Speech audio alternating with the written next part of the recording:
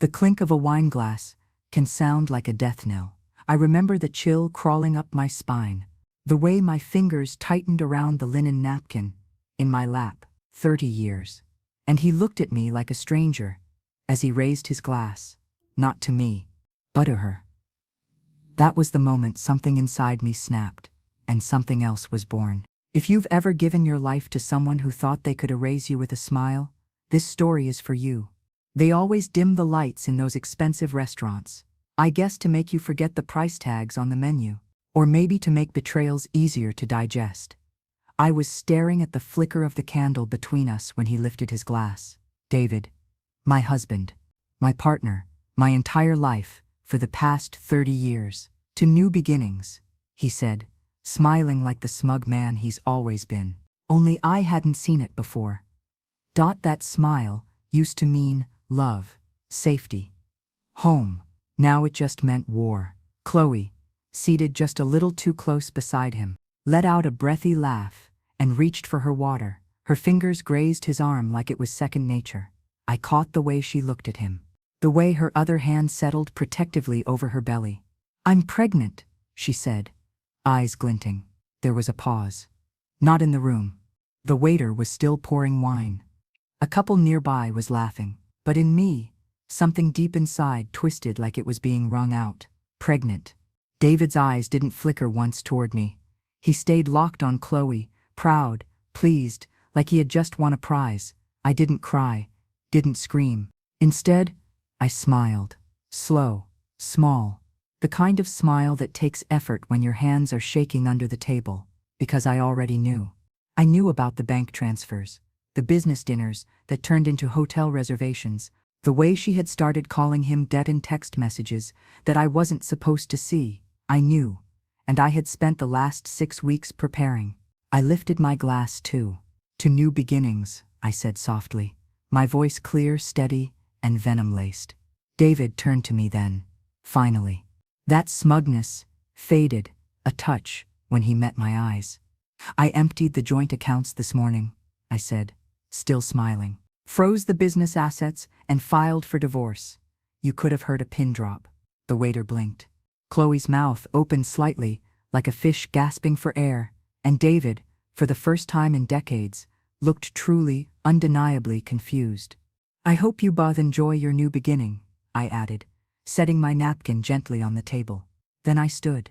I remember every step I took away from that table. My heels tapping against the marble, the hostess blinking at me as I passed. The scent of marinara lingering in the air, the tiny mark on the carpet near the entrance, where I had stood for our anniversary dinner the year before, waiting for him to arrive late again.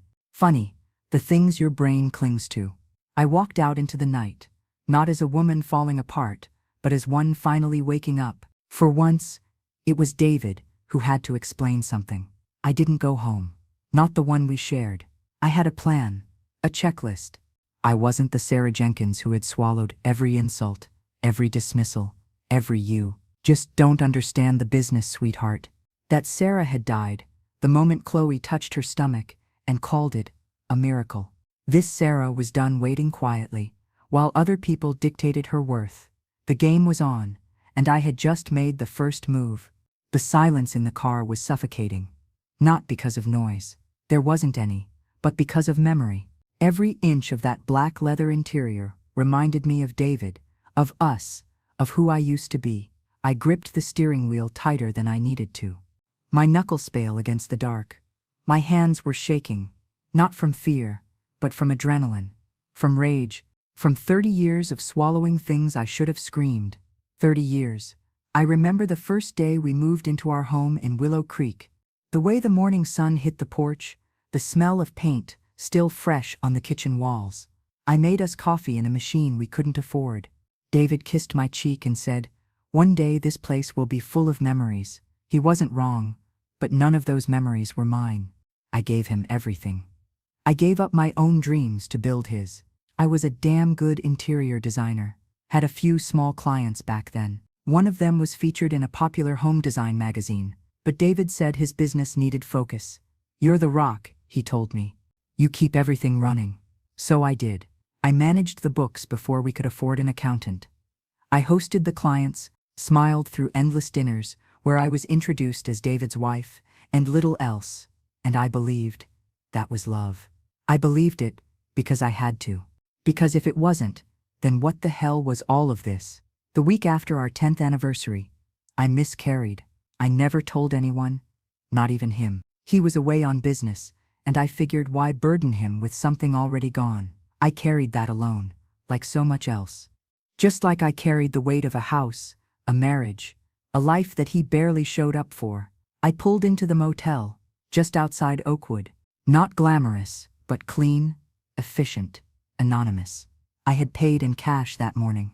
The clerk didn't even look up when I asked for the key. Inside the room, I sat on the edge of the bed and finally let the tremors pass through me. My legs felt like jelly. My mouth was dry. My heart, it was hammering, like I had just escaped a burning building, because the phone on the nightstand buzzed. David, missed calls. I didn't answer. I wouldn't. Not tonight. Instead, I reached into my bag and pulled out the folder I had prepared. Labeled in neat black marker, contingency plan. SG.bank. Statements, asset transfer forms, power of attorney revocation, business contracts with my signature, and clauses he never bothered to read. I'd written those myself. Funny thing about being the silent partner, no one notices when you hold the pen. I opened the laptop and checked the wire transfer one more time. Clean. Timed perfectly. The business accounts were frozen under the emergency fraud clause. I initiated with the bank that morning. David would wake up tomorrow to an empire in stasis. Untouchable, useless to him without me. I stared at the screen, but I wasn't really seeing it. My brain drifted to that moment in the restaurant. Chloe's smug little smirk. The way she rubbed her belly like it was some kind of trophy. My stomach churned. She was barely older than our goddaughter. Hell, she was supposed to be our goddaughter. And that's when the memory hit me like a freight train. It was Chloe's 6th birthday. She had been so shy, hiding behind her mother Lisa's skirt. David had crouched down, handed her a pink bear, and said, "She looks just like you did, Sarah." At that age. I remember laughing, thinking it was sweet. Now, now that sentence tasted like bile in the back of my throat. My head began to throb. I closed the laptop, leaned back, and stared at the ceiling. One of those ugly motel ceilings with bumps like dried toothpaste. But at least it was mine. This room, this moment, this choice. This. I was alone. But for the first time in decades, that didn't feel like a punishment. It felt like power. The next move would take courage. I needed to look deeper into the finances, into Chloe, into that contract I found with her name on it from 15 years ago. There was more under the surface. I could feel it. And I wasn't going to stop until I uncovered every filthy secret David Jenkins had buried. He thought I'd leave quietly. He had no idea who I had become. I was never the type to snoop. That's what I told myself. Every time I ignored the gut feeling, every time I pushed away, the discomfort gnawing at the edges of my sanity. But now I moved like a woman with nothing to lose, because I didn't. It was early the next morning, when I unlocked the storage unit. David never thought I'd remember. One of those anonymous cubes on the outskirts of town, bare, fluorescent lit, silent except for the occasional rattle of distant pipes. The code hadn't changed. Of course, it hadn't. He never expected I'd be the one using it. The key turned with a dry metallic click. Inside, boxes, file drawers, a spare office chair with one leg taped. David always said it was his overflow. He treated it like a graveyard for old invoices and manuals. But I knew better now. I pulled on gloves. I'd watched enough crime dramas in the background while folding laundry to know, always wear gloves. Not for crime, for cleanliness, for detachment, for control. The first few boxes were useless. Tax folders, client intake forms, old brochures, but the fourth box down, something was different. Newer folders labeled in Chloe's handwriting. She had bubbly, round letters, little hearts over her S. Of course she did. I flipped open one marked consulting. Inside, copies of wire transfers. Not from the business, from a personal account I didn't recognize.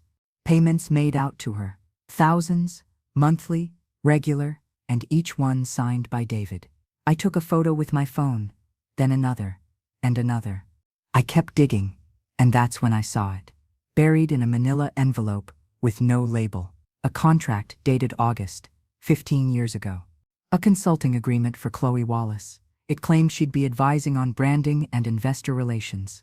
There was a clause, a very specific clause. In the event of dissolution of the firm or the incapacitation of a founding partner, Wallace will be entitled to a % equity stake, guaranteed. My blood turned to ice. 30%. That clause wasn't in any version I had drafted. Not one I would have remembered. Did asterisk remember. I handled every legal update until anything after that. Sure. But this was, I stared at the signature block. Sarah Jenkins, co-founder. David Jenkins, CEO. Chloe Wallace, consultant. Except my name had been forged, sloppily. The loop in the C's was wrong. The angle on the G's too sharp. I stepped back. My hands were sweating inside the gloves now. My breath came in short, sharp bursts. A roaring in my ears drowned out everything else. 15 years ago, David gave that girl, barely out of college, a path into our company, into our lives. Not just as a side fling, he was building a future with her. Back when I was still trying to get pregnant, I dropped onto the cold floor. My knees hit hard, the ache shooting up to my spine, but I didn't care. Because that's when the last piece slid into place. He had never chosen me. Not once. He tolerated me, used me, kept me, because I was useful, because I played the part and never looked too closely. And now that I was older, less appealing by his standards, easier to discard. He thought I'd go away like an old piece of furniture, but I wasn't furniture. I was fire. I stood, gathered the documents I needed, and walked out. The city was still asleep. As I drove back toward the motel, I felt the weight of the folder in my lap, like it was a weapon. And in a way, it was. The kind that wounds quietly, strategically, with no fingerprints. My phone buzzed again. Voicemail, new message. I didn't open it. Not yet. There was more to find, more strings to unravel. But now, for the first time, I had a thread that led straight to the core of the rot. David's world was built on lies, and I was going to be the woman who tore it all down. The first time I saw Chloe Wallace, she had chocolate on her face and a ribbon in her hair. She was 6, maybe 7, shy. Her mother, Lisa, was one of those effortlessly charming women, always laughing too loudly, always touching your arm when she spoke. David said they were old college friends. She'd moved to Willow Creek after a bad breakup and needed help settling in. Of course, we helped. That's what good people do, right? And Chloe was sweet, quiet. She used to sit on our couch, flipping through my design magazines, asking if she could have a house like that someday. I made her cocoa. I took her school shopping when Lisa got the flu. She called me Aunt Sarah, even though we weren't related. I loved that child. That child who looked so much like me when I was her age. Too much. Now that I think about it. The soft brown curls, the gap in her front teeth, the way her nose crinkled when she laughed. I should have seen it. God, I should have seen it. But I didn't. Not until I was sitting in my car outside the county clerk's office, staring at a copy of Chloe's birth certificate I had pulled after 3 hours of bureaucracy and polite lies. Mother, Lisa Wallace. Father, David, Edward Jenkins. I didn't cry. I couldn't. I just sat there, my nails digging into the steering wheel, breathing in through my nose, like I'd been trained to do in meditation class, all those years ago, a class I'd taken alone. David was busy that day. Busy making another family. I laughed. A sharp, bitter sound that filled the car. A sound that didn't belong to me. Not the me I used to be. That Sarah, the one who trusted, who believed, who bent without breaking, was already dead. This was a funeral now, and I wasn't mourning my marriage anymore. I was mourning me. My entire adult life had been wrapped around a lie with dimples and a giggle and big brown eyes. I raised my husband's daughter, not out of forgiveness or redemption, out of ignorance, out of faith. David let me hold that girl in my arms. Let me buy her birthday gifts. Let me believe we were doing something good. He was laughing behind my back, and Chloe, she knew. I saw it now. The looks, the small condescending tone she used with me in meetings, once she joined the business. The way she called me Sarah, like it was a placeholder instead of a name. She had played along, waited in the wings. She had watched me give up my life, piece by piece, and never said a word, and now she was pregnant with the second child. David never gave me. I drove to my sister Carol's house that night. Carol didn't ask questions. She opened the door, handed me a glass of wine, and let me collapse on her couch. She knew something was coming. She always did. I need to show you something, I told her. I laid out the documents on her dining table. The forged contract, the bank transfers, the birth certificate. She stared, quiet, her jaw tight. This is criminal, she finally whispered. I shook my head. It's David. That's worse. No one ever believes you when it's someone like him. We sat in silence. The clock ticked. Her dog snored. Then Carol looked me in the eye. So, what are you going to do? That was the question, wasn't it? Not asterisk. If asterisk, I do something. But asterisk, what asterisk? I was done surviving. Now, I would start strategizing. I leaned back in the chair and smiled, for the first time in days, a cold, measured smile. I'm going to take everything he built and make him watch me do it. Because love didn't destroy me. He did. And now I would be the one writing the ending. You don't really know yourself until you decide to burn everything down. The morning I filed the paperwork, the sky over Willow Creek was an impossible blue. One of those crisp, cloudless California days that feels like it's daring you to stay angry. I walked into the courthouse that morning, heels clicking on tile, the folder in hand, not a single strand of hair out of place. People looked at me like I was someone's assistant, a retiree, maybe a judge's wife. No one saw the grenade I was carrying. Divorce petition. Sarah Jenkins versus David Edward Jenkins. Emergency asset freeze application. It's signed and notarized. Corporate injunction, per clause 14C of the founding agreement. His signature right there, back when he was smug, as ever. I had the power. I just needed to wield it. The clerk didn't blink. She stamped the documents, took my ID, handed me a receipt, and just like that, my 30-year marriage was officially unraveling, one legal stamp at a time. I walked out of that courthouse into the sun, heart hammering against my ribs. Not from fear, from freedom. Back at the motel, I made 2 calls. First, to the bank. I confirmed the freeze on our joint accounts, business accounts, and the executive card I knew Chloe had been using for her company dinners. To David's lawyer, I didn't ask to speak to him. I left a message. This is Sarah Jenkins. As of 8 a.m. this morning, I filed for divorce and enacted clause 14C. Please advise your client to retain separate counsel. Oh, and tell him to check his wallet. He'll find it's lighter. Click. Then I waited. Didn't take long. At 1 p.m., my phone rang. Blocked number. I picked up and said nothing. Sarah. His voice. God, that voice. I used to fall asleep to it.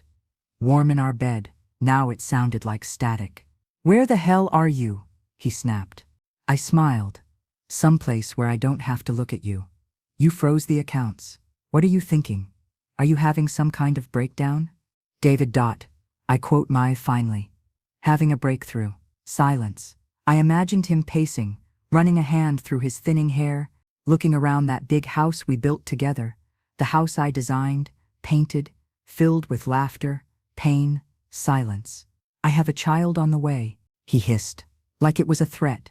I almost laughed. Then I suggest you figure out how to support her, because the money is not coming from me. You can't do this. You don't know what you're doing. That did it. I dropped my voice low.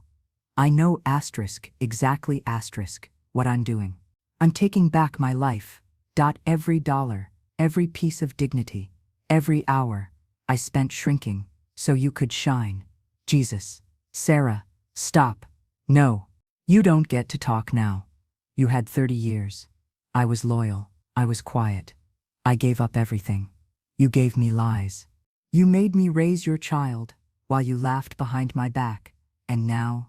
Now you're going to learn what happens when the woman you underestimated decides she's done. I hung up, and I didn't cry. I packed my things from the motel, moved into a short-term rental in Oakwood, something with clean lines, sunlight, and no memories. I bought new sheets, new towels, a coffee machine, with just one cup, mine. Then I sat on the floor with a glass of wine and watched the sky turn from gold to dark, like someone had pulled a curtain over the world. And I breathed, not shallow, not anxious, free. For the first time in 3 decades, I didn't have to ask anyone if they wanted dinner, or worry if I'd used the wrong tone at some business function, or tiptoe around a man whose ego filled every room. That night, I slept like a woman who had just burned her prison to the ground. I was already thinking about my next move. The first headline hit 2 days later: Willow Creek power couple, in shock divorce, financial freeze raises eyebrows. I was brushing my teeth when I saw it. The toothpaste foamed in my mouth, bitter and minty, as I stared at my face on the screen. Grainy, cropped from some charity gala years ago, and standing beside David, smiling, holding a glass of champagne. I spit. The article was polite at first, measured, speculative, but the words, "You unconfirmed, allegations of financial misconduct," practically leaped off the screen. That was all it took. The floodgates opened. By noon, 5 more outlets had picked it up. By evening, a local podcast ran an emergency episode with a clickbait title: The Fall of David Jenkins, Divorce, Deceit, and a Mysterious Frozen Fortune. They had no idea, not yet, but they would. I watched it all unfold from my rental, wrapped in a navy robe, sipping bitter coffee from a chipped mug that felt more honest than any of the expensive crystal I used to wash by hand. The comments were brutal, speculative, hateful, most of them aimed at me. "She finally snapped. She's jealous. Bet she's bitter, because the new girl's younger."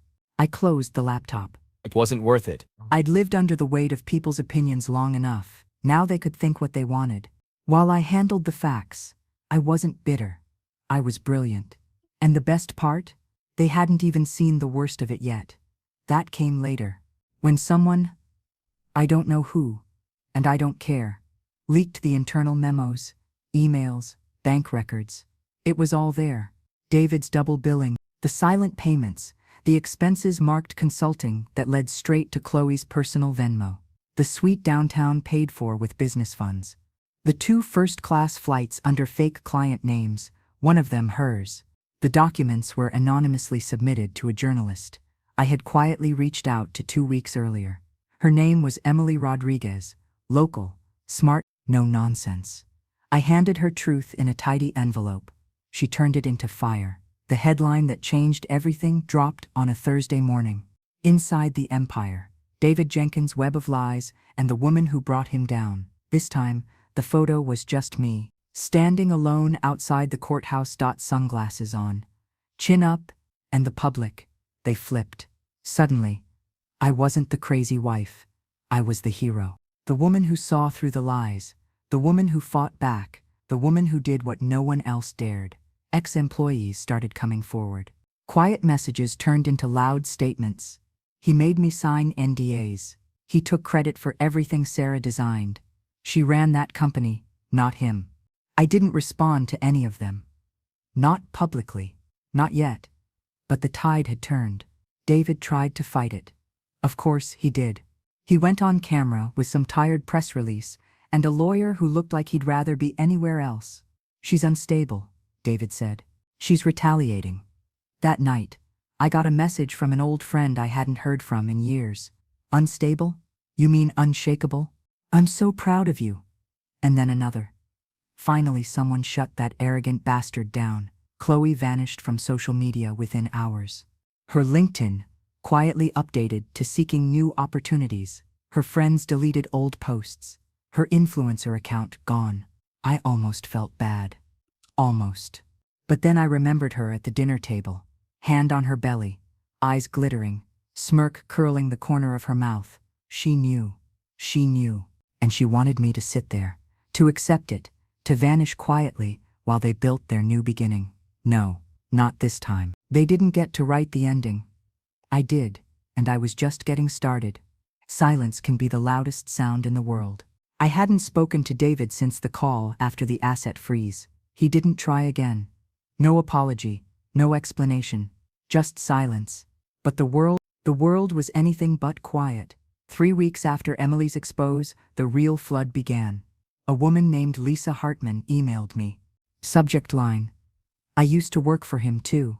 Then another, then 5 more. Then 32. Receptionists, interns, accountants, women, men, people who had walked away from Jenkins and Company with shame in their throats and silence on their lips, until now. They'd been mocked, gaslit, undermined, passed over for promotions after doing all the work. One woman had her designs sold to a client under David's name. Another found Chloe wearing the necklace her grandmother had made, the one she lost at the company retreat. Story after story. Abuse didn't always come with bruises. Sometimes it came with a smile and a bonus check, always less than promised. Emily wanted to run a follow-up piece. But this time, she didn't want anonymous sources. She wanted me. No camera, I told her. Not yet. She agreed. We met at a cafe in Meadowbrook, small enough to be invisible. She wore jeans and a leather jacket.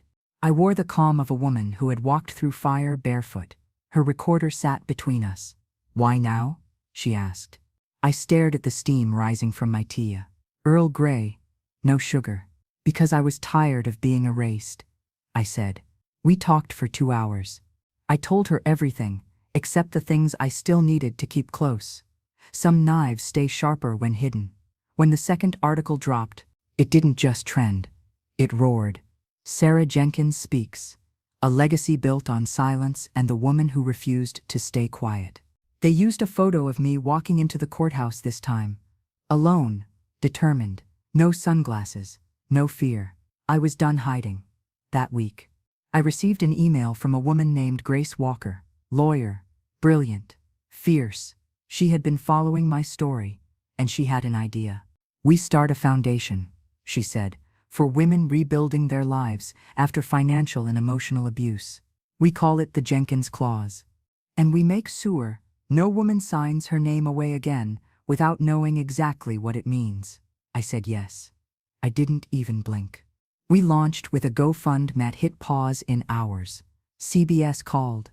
Then NPR. Then someone from Netflix left a voicemail. I still haven't returned. David's response? A pathetic attempt at a countersuit, defamation, emotional distress, loss of business reputation. The judge tossed it in less than 10 minutes. Turns out when you have proof, emails, contracts, signatures, it's hard to argue with the truth. His last ally, a corporate partner named Bill Jensen, issued a public statement distancing himself from Mr. Jenkins' conduct. Translation: he saw the ship sinking and grabbed the last lifeboat. Chloe tried to resurface with a tweet about healing and protecting her peace. It was ratioed into oblivion. People had seen enough. They had heard enough. And now they were listening to me. Not the wife, not the accessory, not the shadow in the room. Me, Sarah Jenkins. The woman no one saw coming, and the woman who would never be invisible again. She died believing I would be taken care of. Evelyn Miller. David's mother wasn't perfect, but she treated me with something resembling affection, the old school, apron-wearing kind. She sent me handwritten birthday cards every year, even when David forgot. She taught me how to make her lemon bars from scratch, called me her girl, and hugged me tighter than my own mother ever had. She also died 2 months before the divorce. David said she left everything to him, to keep things simple. I didn't question it then. I was still clinging to scraps of trust, still hoping I was wrong. I wasn't. The call came from her attorney, Mr. Thomas Grant, a man who looked like he'd been cut from granite and never heard of smiling. "I'm sorry, Mrs. Jenkins," he said, then paused. "I suppose it's Miss now. Just Sarah," I told him. He hesitated. "There's something you should see. I'm sending over the original will and the amended version David brought in 6 weeks before Evelyn's passing." I sat in my new apartment, hands clenched around a mug of chamomile tea that had long gone cold. As I read both documents, side by side, the original left 30% of her estate to me, A little house near the coast, her jewelry, her beloved classic car. The amendment left everything to David. Every last cent, signed by Evelyn, in shaky cursive that didn't match any of her previous signatures. David had power of attorney, medical, financial. I'd been in the hospital room the day before she passed. She was lucid. She told me she was proud of me. She said, "You were always the steady one, Sarah. He never deserved you." She hugged me. And 6 weeks before that moment, he erased me. I dropped the papers.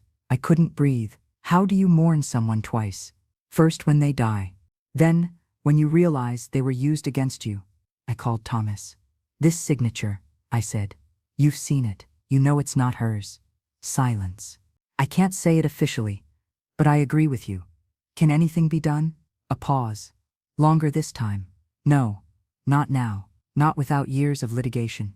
And with the statute of limitations and David's legal protections, he trailed off. "I'm sorry." I hung up, and I screamed.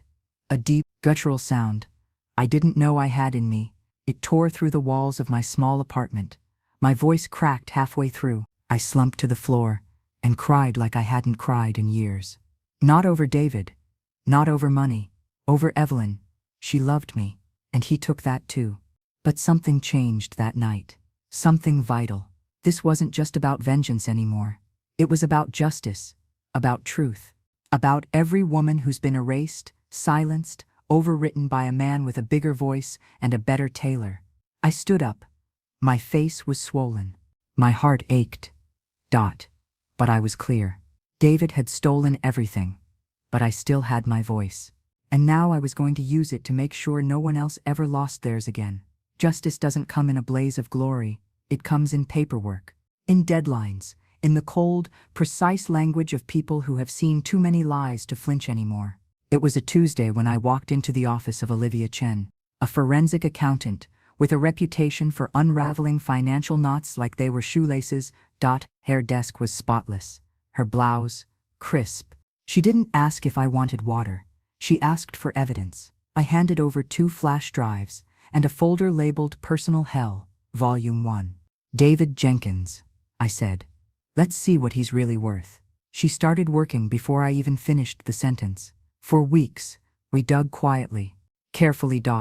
We found shell companies, misreported earnings, undisclosed payments, masked as charitable donations, private expenses charged to corporate accounts, luxury hotel stays, jewelry, a double-eye massage chair for Chloe's apartment downtown. He thought I wouldn't notice. He forgot I used to balance those books. Olivia's final report was a bomb in a manila envelope. I sent it to the IRS, with no fanfare, no note, no need. 3 weeks later, David Jenkins received a federal audit notice, and the silence that followed was delicious. The headlines came next. Feds launch probe into Jenkins and Company. Fraud allegations surface. From boardroom to courtroom. David Jenkins under investigation. He tried to call me. Of course he did. Blocked. Then came the text. 1 sentence. "We could have handled this privately." I read it twice, then deleted it. Privately. He slept with a woman half my age, forged my name, rewrote my life, and erased me from his mother's will. There would be nothing private about this anymore. Chloe, for her part, had gone quiet. Her influencer account was gone. The last I heard, she'd been let go from her consulting role after the audit froze the firm's payroll. She posted something vague on Instagram stories once. Black background, white letters. "Sometimes you have to lose everything to find your truth." I screenshotted it. Because this was my truth. I had been a ghost in my own life, but now I was the storm. Clients pulled out. David's speaking engagements were canceled. Investors withdrew. His name was poison in every email thread. And me? I was still hollow in some places, still waking up in the middle of the night, remembering the way he used to touch the small of my back in public, like I was something to show off. But I was also standing taller. I drank my coffee slower. I walked down the street, like I had every right to exist, because I did. I sat in a bookstore one afternoon, flipping through a memoir by a woman who'd left her husband after 35 years. The last line read, "They said I was broken, but they didn't realize I was breaking free." I closed the book and smiled, because I wasn't broken. Not anymore. And the man who thought he could break me, he was the one being slowly, methodically dismantled, one truth at a time. Revenge is loud, but freedom is quiet. It was a Tuesday. No headlines that day. No lawsuits. No leaked emails. Just the hum of my neighbor's lawnmower and the smell of fresh-cut grass drifting through my window. I was sitting at the kitchen table. My kitchen table. A simple one. Solid oak. Bought with my money. Chosen for no one's taste but mine. The sunlight fell across it just right. And for a second, everything felt still. And that's when it hit me. It was over. Not in the dramatic, courtroom gavel kind of way, but in the quiet realization that I no longer woke up wondering where he was. I no longer scrolled through articles to see if my name had been dragged through the mud again. There was no Chloe posting beach photos. No David pretending to be the victim. No calls from lawyers. Just silence. And I didn't hate it. I didn't love it either. Not yet. But I was learning how to live in it. That afternoon, I walked down to the little cafe around the corner. It was the kind of place I would have skipped before. Too casual. Too small. David hated anything that didn't have valet parking and overpriced espresso. But now, it was mine. The barista, a young man with tired eyes and a kind smile, recognized me. "You're Sarah, right?" I hesitated. Yes. He handed me my latte. "You're kind of a legend around here." I didn't know what to say. Then, as I turned to leave, a woman at the corner table waved me over. Late 40s. Curly, gray-streaked hair, tapping away at a laptop. "Sorry," she said. "I don't mean to intrude, but I'm with Reclaim Project. We help women restart after divorce, financial abuse, things like that." She paused, then smiled. "We've been following your story. Would you ever consider speaking at one of our events?" My mouth went dry. I had nothing prepared, no speech, no platform, no fake smile to put on. And for once, I didn't need one. I just said yes. Not for them. Not for some performance. For me, because somewhere along the way, this stopped being about David, or Chloe, or even Evelyn's will. It became about the version of me that never had a voice.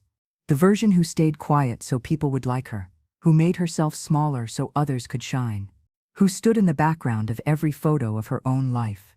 Not anymore. I walked home with a flyer in my purse, and a strange new feeling growing in my chest. Not anger, not grief, purpose. That night, I opened my laptop. I didn't check the news. I didn't Google David. I opened a blank document. Title: The Woman You Forgot to Fear. I started typing. And for the first time in 30 years, I didn't feel like I was telling someone else's story. I was finally telling mine. The first time I held my book in my hands, I cried. Not a dramatic movie scene kind of cry. No soundtrack, no arms around me. Just tears. Quiet and warm, slipping down my cheeks in the middle of my living room under a dusty beam of afternoon light. The title gleamed in black serif font. The Woman No One Saw, by Sarah Jenkins. 267 pages of pain, clarity, and cold truth. It wasn't just a memoir, it was a warning, a mirror, a flare in the dark for any woman who had ever been told to calm down, to let it go, to be grateful. I had written it over 6 brutal months, late nights, early mornings. Every chapter dragged pieces of me into the light, some that I didn't even know I'd buried. I bled into those pages, and I refused to clean it up. The day it hit Amazon, it sold out in 3 hours. Then the emails came, from strangers, from survivors, from daughters who watched their mothers go silent, from women who had become their mothers, for men even, quiet, ashamed, repentant. "Your book saved my sister. I left him. I took my kids, and I left. You made me believe in myself again." David sent a cease and desist within hours. His lawyer claimed it was character defamation. Said I misrepresented events, weaponized emotional narrative, and caused irreparable damage to his reputation. My response? I posted the cease and desist letter on my website, with a single line caption. Here's what silence looks like when it's scared. The public turned feral. The backlash was swift. The hashtag #WeSeeSarah trended for 3 days. I didn't ask for it. I didn't organize it. But it found me. And Chloe? She tried one last grasp at sympathy. A blog post, long and rambling, about grief and being misled and finding herself in an impossible situation. It was deleted within the hour. I didn't respond. I didn't need to. David dropped the lawsuit quietly, without comment. His law firm removed his name from the masthead. His former clients gone. He still had money, but no one wanted to sit next to him anymore. At one event, a woman approached me with a hardcover copy of the book, and eyes that had clearly seen too much. She held it out to be signed, then said, "You didn't just survive him. You outlived his shadow." And that's when I knew this wasn't revenge. This was resurrection. I had taken everything he tried to erase and carved it into permanence, not in court, not in fire, but in ink. And nothing he did now could unwrite me. The Pacific is a strange kind of blue in April, deeper, moodier, the kind of blue that feels like it could swallow you whole if you let it. I stood on the shore of Santa Monica, my toes dug into the cool sand, the wind tugging gently at my scarf. The exact same date, April 10th, 31 years ago. David and I toasted our first anniversary at a little seafood place up the road. He'd bought me a necklace. I later learned he'd charged to a company card. I wore it anyway. Today, I wore nothing but myself. No jewelry, no makeup, no performance, just me. My phone buzzed in my coat pocket. I didn't check it. Not yet. I wasn't ready to come back from this moment. The waves whispered, each one carrying away a version of me I no longer needed. The woman who apologized for speaking up. The woman who measured her worth in someone else's comfort. The woman who mistook survival for peace. Gone. In her place, someone quiet, clear, steel-backed. I had spent so long bracing for impact, waiting for the next lie, the next betrayal, the next wave to drag me under. But now, the storm had passed. David, last I heard, he was consulting. A fancy word for unemployed with excuses. Chloe had moved to Denver. Word was she took the baby with her. No more designer purses, no more brand deals. Just a woman holding the wreckage of a castle built on someone else's foundation. I didn't hate her anymore. I didn't need to. Because hate keeps you tethered.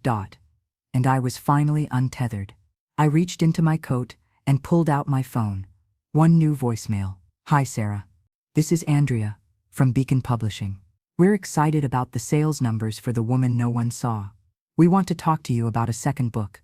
Maybe even a series. Let us know if you're open." I smiled. Not because of the offer. Because they saw me. Really saw me. I closed the phone, slid it back into my pocket, and stared at the horizon. For the first time in my adult life, I didn't belong to anyone. Not to a husband. Not to a story. Not to a legacy I didn't choose. I belonged to me. And the silence around me, it wasn't loneliness. It was peace. I turned, walking away from the water, one steady step at a time. Whatever came next, it would be mine. All of it. And this time, I would write the story myself. Thanks for listening. Don't forget to subscribe, and feel free to share your story in the comments. Your voice matters.